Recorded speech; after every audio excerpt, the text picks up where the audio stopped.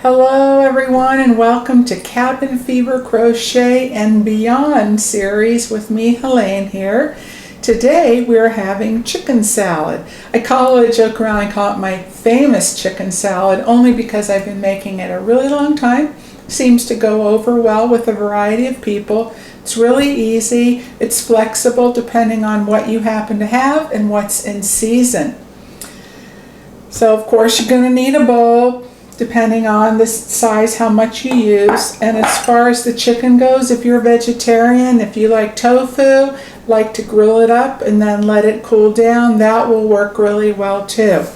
You can use baked chicken, you can use roasted chicken. If you do a whole chicken and have a bunch of leftovers, you can use that, shred it up. It can be all white meat, a mix of white and dark, whatever you like.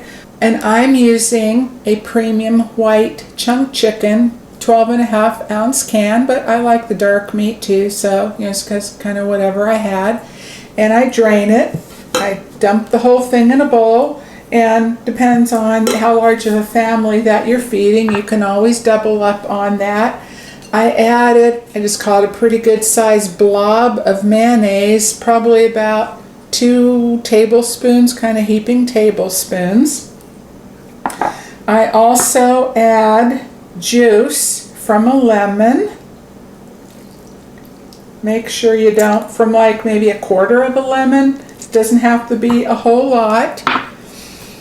And as far as like veggies and things go, I love peas. Not everybody does, but these are probably about a good 1/2 cup or more of fresh frozen peas.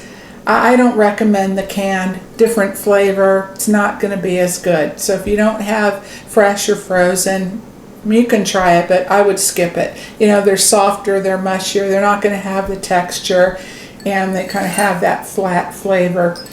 And then, before I get started, I got a little ahead of myself because I'm hungry.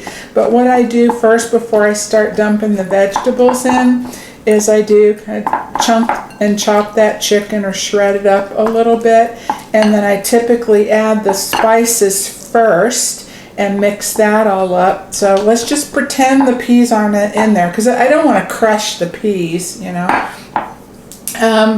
Maybe a little bit of salt to taste if you like salt. I don't like too much, so I just put a little bit in there. This is Himalayan pink sea salt.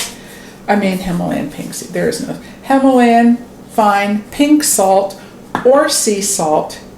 And then also maybe just a little dash of pepper. This one comes out pretty heavily, so I go a little easy. You can just add what you like as far as that goes.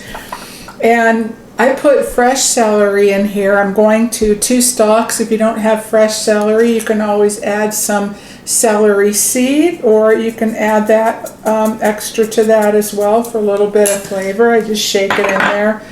Then I always add parsley. That just adds a nice kind of a green, earthy flavor to it. Not too much. I just shake a little bit in there. And there goes some pepper on the floor. Oh well, hey, it's real life cooking. It happens.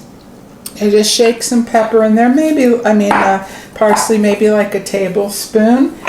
And then I keep the spices real simple because the lemon adds really good just freshness to it and helps bring it all together. And if you like curry powder, now this can make chicken salad awesome and just takes it to the next level. You can put just a small dash in there to add a little bit of extra flavor, just to give it a little hint of underlying something in there. Or if you love curry and really like the spice, then you can add that for the extra spice. But I do like curry quite a bit, but it's not loving me these days. It's a little too hot for me, so I just go real easy on that. And then, so I would mix the mayonnaise, the chicken, and the spices up real good, get those blended, and then I will start adding my vegetables and a little bit of fruit, and then I just kind of toss that, you know, like mix them around together so I don't crush anybody in there. And then, so in this bowl I have 2 stalks of celery, and I've cut that up semi-fine, so you still have the, you know, the texture, but not big chunks of it. And then I also put about a half of a large cucumber, left the skin on, and chopped that up just as fine. So I will add that in.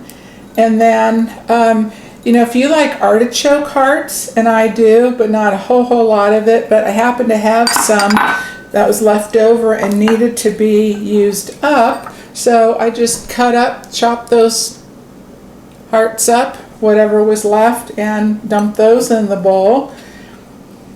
Now I would just use the plain, not seasoned in any way, because if you go with the pickled or the seasoned, then it's going to change the entire flavors, and I can't guarantee that all these flavors are going to go with that. And in fact, I think it would make it kind of off.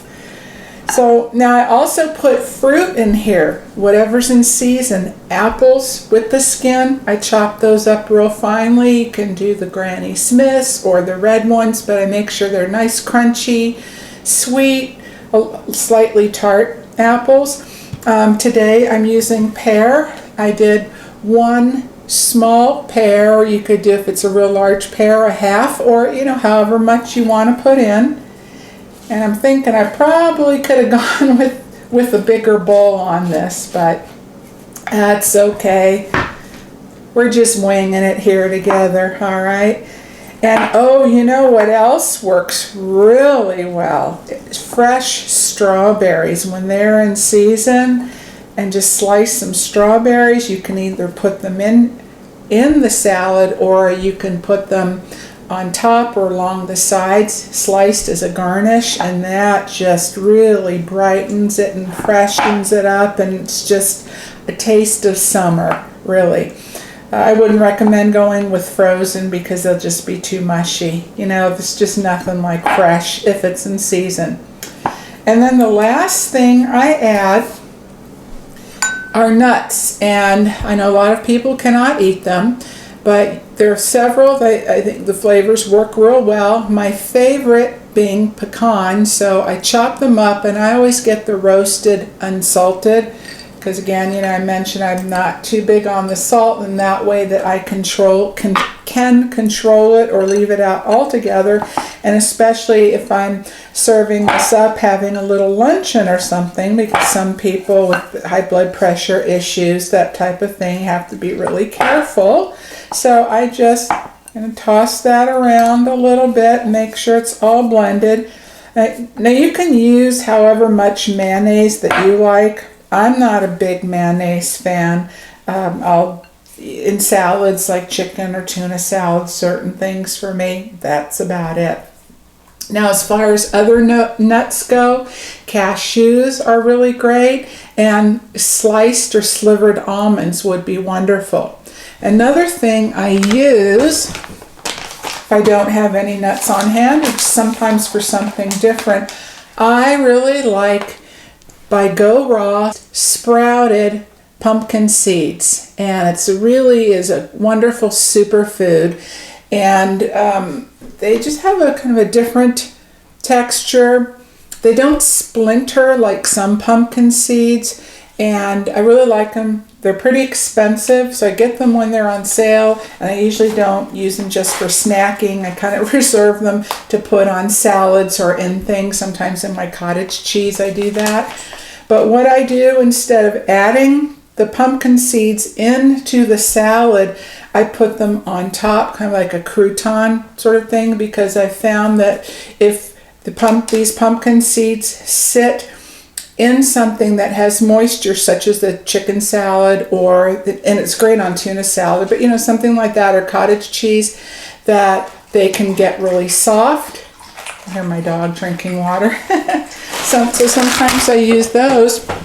And this chicken salad is great on a sandwich, good with crackers to scoop on a bed of lettuce, or on a bed of lettuce and spinach mix. And then sometimes what I do, and I think that's what I'm going to have, I get these blue diamond